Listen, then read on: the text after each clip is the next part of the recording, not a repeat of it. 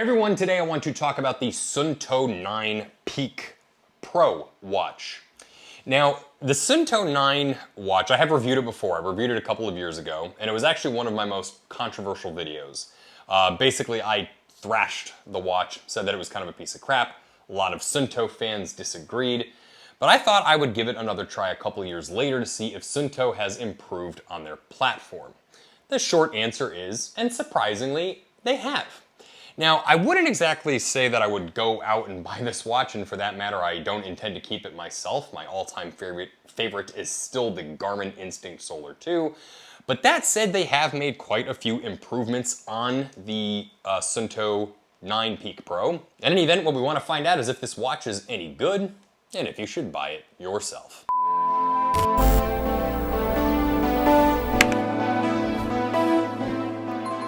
A couple of quick things out of the way. This is what the watch looks like on my fat wrist. It is very appropriately sized. It is no bigger than, like, let's say a Garmin. It's smaller than that honking Timex Expedition that I reviewed. I mean, very handsome, by the way. Love the stainless steel on it. Looks very, very good. So anyway, that's what it looks like. Now let's go ahead and take it off. Let's talk about the strap really quick. Silicone, very comfortable. Has a normal little clasp on it like a traditional watch band. And then you've got one of those little, you know, like nipple nugget things to go in the hole that sort of clips it in place. I actually like that. Rather than having like the collar that goes around the edge, it just sort of like, you know, clips into the hole. I don't know how else to describe it. Anyway, good band design. I wouldn't say it disappears on your wrist, but it feels good while wearing it. The overall aesthetic of the watch is very pleasing. It is, again, stainless metal, good materials, feels like good build quality. The buttons are a little firm to press, but ultimately I like their tactileness and their feedback. The glass on it, reflective as hell. And you pair that along with the very muted screen and the sort of crappy backlight on this thing, and you are left with, in my opinion, not the best watch to wear outdoors, even though that is what this thing is designed for. That was always one of the most surprising things to me about Suunto products, is that they are, of course, designed for an outdoor audience, but I've always felt like their products are like not as good as other outdoor enthusiast watches. Anyway, the screen I still have a lot of complaints with. It's touch, and that automatically annoys me because touch screens on outdoor watches, rain, shower, water, whatever, don't mix. The screen is also not that smooth to operate. So like when you are like going down the different options, it's just kind of a little bit choppy and just doesn't feel very smooth. So, you know, not a huge fan of that. Also scratches easily, even though that was supposed to be sort of mitigated with whatever glass they're using. And just in general, I do think readability on it is fairly decent, especially at deep angles. I mean, you can see right here that you can read it at a very, very deep angle, which I really do appreciate that. And for that reason, it is good outdoors.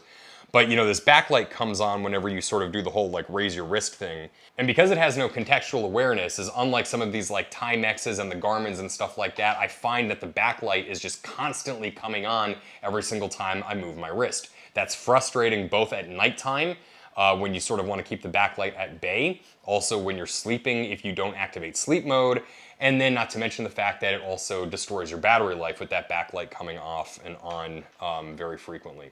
Garmin has figured out a way to fix that and figure that out basically with activating button presses. I really wish that Suunto would just add like a backlight button and then problem solved. Screen quality, again, just a quick recap. Good angles, good viewing angles, but very muted colors, non-responsive screen even though they claim it's lightning fast. And overall, I'm just not impressed with the display. When you compare it to, like, let's say the Fenix series from Garmin, it is a vastly superior display on the Fenix series. And then when you, of course, compare it to, like, let's say the Instinct Solar, the Instinct Solar is just a black and white screen, no frills, no action, and is much more snappy, much more responsive. Features on the watch. You, of course, have all of the smartwatch features, tracking features in terms of your workouts, pulse ox, HRV, sleep tracking, I mean, the heart rate monitoring, all of that stuff. Blood oxygen, you get the idea. Basically, the Suunto has all of the same features that the Garmin watches have. That is to say that they're fully loaded and tell you pretty much everything that you want to know. I'm not going to go over the accuracy of those things, however, and the reason why is because the accuracy on it stinks. Now, the accuracy isn't really that good on the Garmin's either. If you really want true accuracy, the best possible smartwatch, as much as I hate to say it because I don't like it, is the Apple Watch. But if you want real accuracy, you need to wear a chest strap, a ring even. Those are all better than wrist-based heart rate monitors that come in these watches. These sensors on the Suunto are also like last generation, very, very old tech. They need to do an update on that stuff, something really severe. So anyway, has the gamut of tracking, all that good stuff. Let's come down here to the timer and countdown timer. They fixed one very big complaint that I had, and that was the lack of a custom countdown timer. Well, now you not only have a stopwatch, but you can also then scroll all the way down in the menu, hit custom, and then assign a custom countdown timer. Now, one very interesting thing with the countdown timer on this watch is that you can't do a custom timer any smaller than 11 seconds. So for example, if we come on down to the, making a custom timer here, we do 11 seconds, it activates, you get the idea, right? However, if we come down, try to do it for like, let's say 9 seconds, it won't let you actually do a 9-second timer. It won't even let you do a 10-second timer, but it does let you do one at 11 seconds or higher. I don't really understand why Suunto gives a shit what you want to set your timer at and why 11 seconds seems to be the magic number. But the other interesting thing is that as soon as you reset that custom timer and then go back to like the main like watch face, you then lose that custom timer and now you have to reset it up all over again. That is really asinine. And I also don't know why they didn't separate stopwatch and countdown timer into different categories. I'm glad that they finally gave you the option for a custom timer, but this is a big glaring flaw that they haven't fixed yet. And I don't know why. Especially for people that are using this watch for exercising and they maybe want to do like high intensity intervals. It's really strange, but whatever. The watch also then of course has, I do like the interface in terms of like setting up your widgets and basically putting information in an easily accessible or viewable area. The Garmin Instinct Solar, and even the Fenix, they all do too. And they have their glances, their widgets, whatever you want to call them. And there's a way to kind of set them up custom to what you want to do. But I do think that Suunto has simplified that process pretty well. And I like what they did with the UI there. You have things like your compass, which you have to calibrate doing that stupid figure 8 thing. And they still haven't improved upon that. Basically, every few times, you need to recalibrate the compass by doing that figure 8 movement. That's annoying as hell, especially if you're outdoors, lost in the woods. But you do get things like sun up, sun down, altimeter, barometer. The altimeter I already know is not accurate. They do have a GPS and then a barometric one that you can choose from, but the barometric one is useless. You got a step counter, weather, you get the idea. I hated the watch originally, and I also really hate the Suunto Core Alpha. I just think it's an absolutely terrible product. I no longer hate this watch. I do think that it is a big improvement. They just made a lot of software changes to the algorithms, the user interface, the options. You can now update it over the phone. They made a lot of improvements to this platform that I'm grateful for. I just still don't think the watch is for me. If you want awesome battery life, you're gonna go with an Instinct Solar 2. If you want amazing accuracy and metrics, you're gonna go with an Apple Watch, even though it has terrible battery life. And then if you want sort of the best of both worlds, you're better off going with, like, let's say a Garmin Fenix, even though that thing is, twice the price of what this is. I just still don't think that the Suunto does anything better than its competitors enough for me to recommend it over one of its competitors. I do think it's a handsome watch. This is definitely one of those outdoor trail to boardroom watches. And I appreciate that, especially if you get the stainless steel model. It just looks good with, paired with a suit and paired with a pair of hiking pants. But it still just doesn't quite do enough for me to warrant keeping it.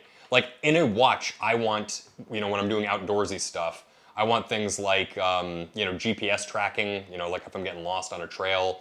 If I'm doing exercises, obviously I want the accuracy of the heart rate monitors. This can pair to external heart rate monitors like the Garmin's can. I appreciate that at least. You can get custom watch faces and stuff like that in its watch face store. But yeah, I mean, comparatively, it just doesn't do anything better than the Garmin. The charging puck.